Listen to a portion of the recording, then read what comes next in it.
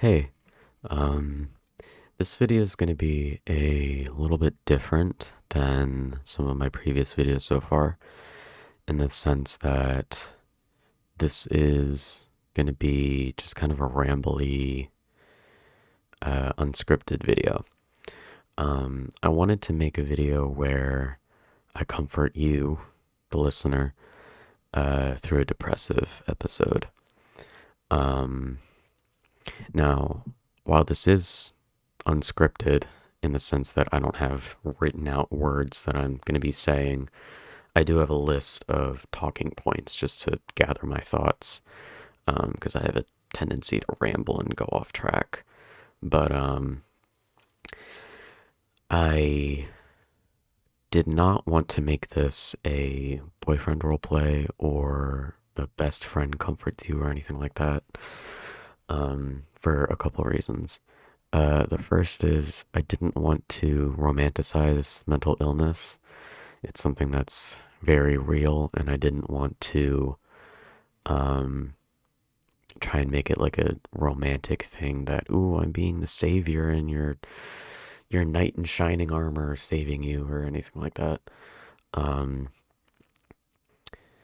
I wanted it to be genuine, just me, the real Ash, and you, the listener. And the second reason is if I wrote out a script, it would feel less genuine, at least to me. Um, I can say the words that are on the screen, and I don't know, it wouldn't give me the freedom to elaborate on things that I want to elaborate on, or to cut things from here and whatever. It just feels more free and genuine when I'm just talking to you like this. So anyway, I wanted to start with a breathing exercise, just to help ground us. Um, you probably heard it before. It's called 4-7-8 breathing. Essentially, the premise is you breathe in for 4 seconds, you hold for 7 seconds, and you breathe out for 8 seconds. And it helps ground you, relax you, bring you into the present, helps you focus on your breath. And while you're performing this exercise, I'd like you to focus on some aspect of your breathing.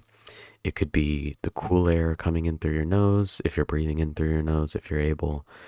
Um, it could be the expansion of your lungs. It could be your stomach, the feeling of your stomach expanding. It could be the sound of breathing in and breathing out. It could be the warm air leaving your mouth. It could be anything. Um, but just focus on some physical aspect of your breathing. And let's try that now. So I want you to breathe in, and I'll count you off. Let's breathe in for 4.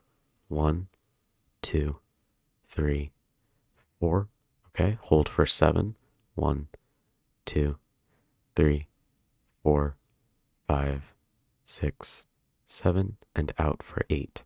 1, 2, 3, 4, 5, 6, 7, 8. We're gonna go again, okay? Breathe in for 4. 1, 2, 3, 4. Hold for 7. 1, 2, 3, 4, 5, 6, 7, and out for 8. 1, 2, 3, 4, 5, 6, 7, 8. One more, okay? In for 4. 1, 2, 3, 4. Hold for 7. 1, 2, 3, 4, 5, 6, 7, and out for 8. 1, 2, 3, 4, 5, 6, 7, 8. Good, good. And you can just breathe at your normal pace now, but just try and keep it slow and relaxed and deep, okay? Good. All right. So without further ado, I guess first I wanted to give a little context. So I've been diagnosed with depression. So I just wanted to talk about my experience a little bit. Um, I, of course, this is going to be different for everyone, but my experience with depression is that it makes me feel alone. Um, I lack motivation. I lack a passion, a drive, joy. Uh, I isolate. I retreat into myself. Um, and most of all, I feel numb, um, which itself is kind of an oxymoron. I feel nothing, um, but I just have this overwhelming sensation of nothing, and like nothing I do matters, and that I can't get out of bed, I can't eat, I can't go for a walk, I can't listen to music, I can't do anything except sit in my room and rot. Um, so I just wanted to share that to let you know that while our experiences may not be the exact same, uh, I do have experience with this, which gives me a little bit of a grounding to be talking about this. Um, and I think I can go beyond, and what I'm going to be saying in this video is going to go beyond just the, uh, be happy mantra that the social media likes to promote. Um, Particularly online, people boil depression down to this idea of just being sad all the time. And I know from experience that that's not what it's like. Of course, that may be part of it, but just feeling sad is not all that depression is. It takes out a lot more of you than what a lot of people seem to believe. So, the first point, I guess, is you are not your depression. And I'm going to say that again because it's a doozy. You are not your depression. And what I mean by that is, while it is a part of you, it is in your mind. It's not your personality. It's not who you are as a person. Think of it more like a visitor. It's residing in your mind until it's ready to leave, and it may come back, but it's just a visitor, and an unwelcome visitor at that. But it's not who you are.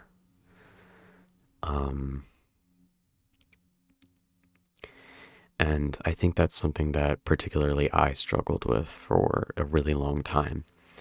Was I was so afraid of getting better, so to speak, because I didn't know who I'd be without my depression. And I told my parents this actually. I have a very distinct memory a couple of years ago.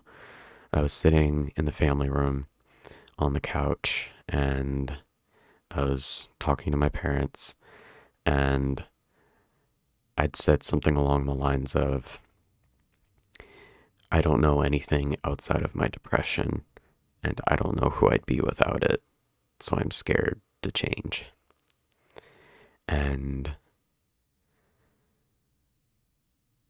I think that's something that took a really long time to overcome, was this idea that I'm not my depression, that there's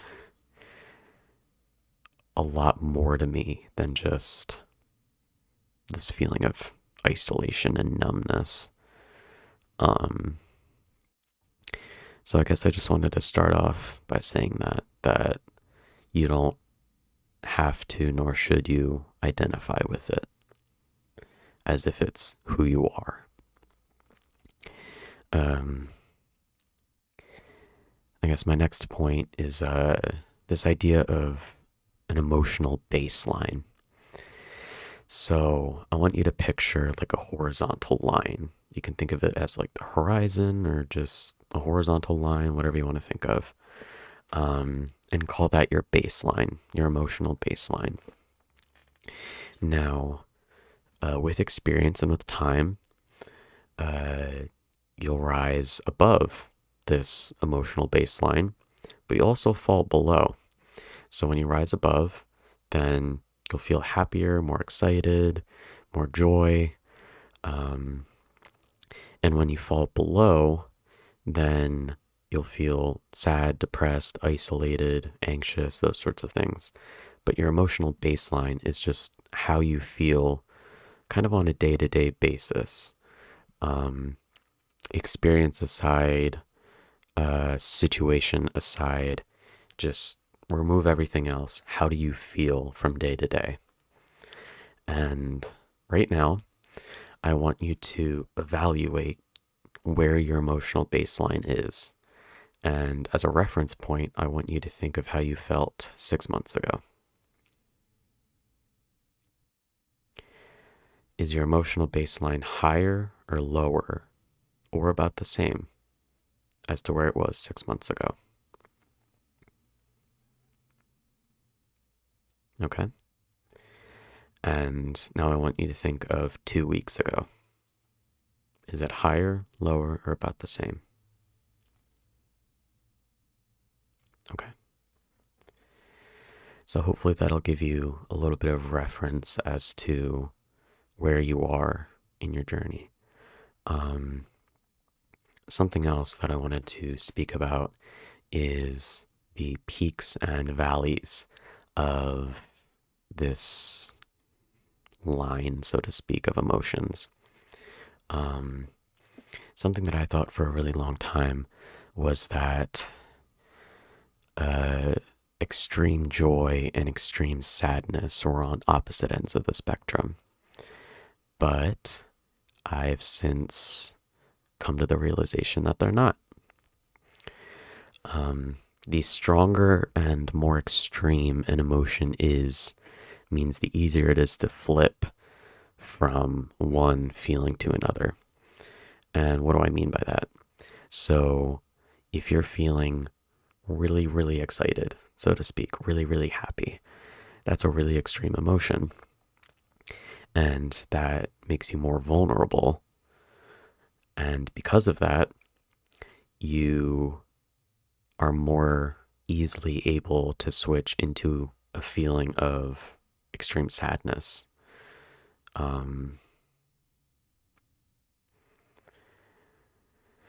And that's where the term like the emotional roller coaster comes into play, that you're feeling really, really happy and you're at this peak one moment, then the next moment you're at this really deep valley. It's not because they're opposites, it's because that you're feeling this extreme emotion and it has the capability to switch just like that.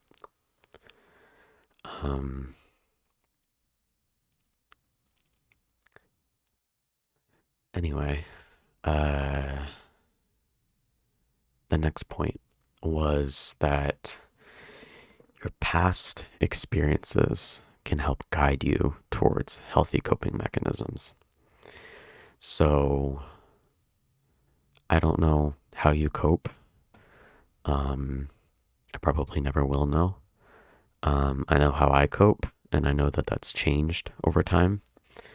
But the one thing I wanted to say was if you can recognize that either in the past or currently you either had or have unhealthy coping mechanisms, then you're already halfway there. You have a sense of what's unhealthy since you've experienced it firsthand, and you know that coping like that, however it may be, in this unhealthy manner, you know it sucks. So you can work towards something that's different. You can try new things. You can work towards healthy coping mechanisms. Now, I know, believe me, I know, it's hard to try new things when you're really feeling depressed. It's hard to try anything. But one thing that's helped me is to try implementing these healthy coping mechanisms when you're just a little bit below baseline. You're not at a valley, you're not at the extreme low, but you're a little below baseline. You're a little upset, you're a little sad. Try implementing those healthy coping mechanisms then. Because the more practice that you have when something's at a level 3 will make it easier when it's at a level 7. So just try that out. So when you're feeling a little upset, try something new. And if it doesn't work, that's okay. It's part of the experience. It's part of learning. And that'll give you a jumping off point for a springboard, so to speak, for your next, I don't know, what do you want to call it? The next time you try. Next point, give yourself the space to feel or to not feel. It's very common to want to push away negative emotions and to push away the depression. And if you watched my reading my original poems video, I had one in there called The Nomad where I talk about this. Essentially the premise is you think of, well, I'm not going to go into it. If you're interested, you can go and watch that video, but essentially the more you try and push away these negative emotions, the depression, the feeling of isolation and numbness, the more it'll hurt you. It'll make it worse. So how you combat this is try to do some nice things for yourself and to take time for yourself. Don't try to carry on as if nothing's happening, because the more you sweep it under the mat, the worse it'll get. It'll fester and it'll build up and it'll ruminate in the back of your mind until you can't take it anymore and something explosive will happen. So just try to breathe, try to relax, and recognize the feelings that you're having. Recognize where you are on that emotional line and just try to evaluate your situation. One thing that I have learned, and I said this in my affirmations video, the first video I ever posted on the channel, emotional regulation is not the same as suppression.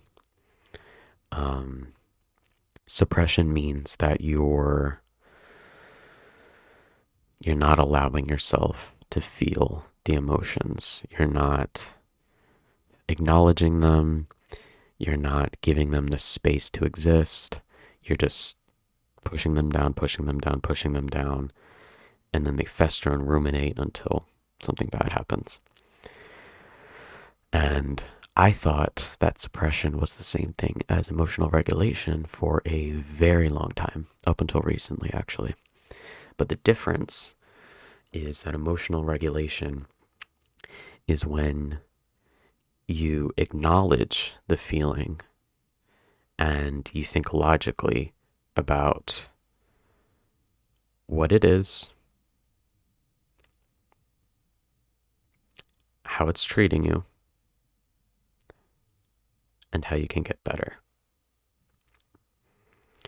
And I think that's something that I mistook because I'm a very logical person. I like thinking things through. I'm pretty analytical. And I was evaluating my emotions when I was suppressing them, but I didn't think of the how it's making me feel and how to get better part. I was only thinking of like what it is. So if you're feeling a similar way, Just try and remember that distinction and see if you can try and regulate your emotions as opposed to suppressing them. And something that my therapist likes to say is it's a mantra. It's I am safe, I am in control, I can manage my reactions. And you just kind of repeat that to yourself. And I think that really highlights that distinction between regulation and suppression. And kind of going back to what I said earlier, this feeling, what you're feeling right now, is temporary. And I know right now, in the moment, it feels like it's going to last forever. Believe me, I know. I've been through episodes that have lasted days, weeks, whatever. Some of my worst ones lasted a very long time. So it feels like it's going to last forever when you're in it. But picture all the times you've been happy in the past. And I'll give you a minute to do that.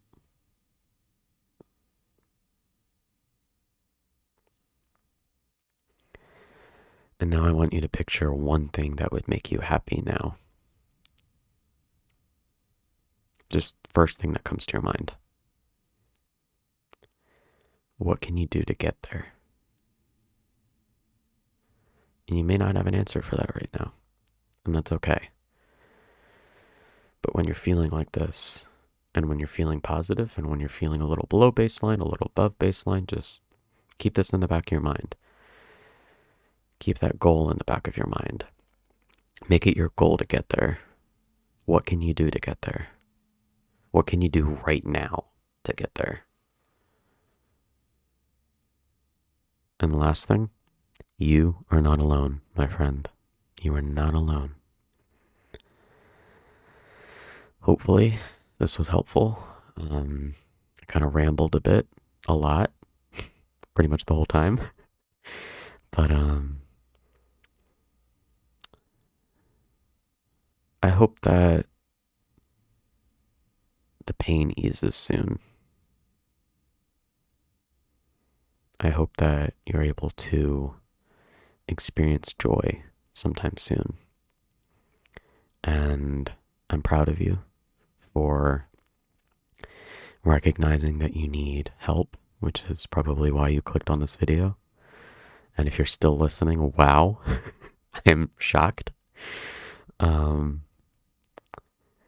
But yeah, just do your best, okay? And don't be afraid to reach out for help. Okay? You're not alone. All right.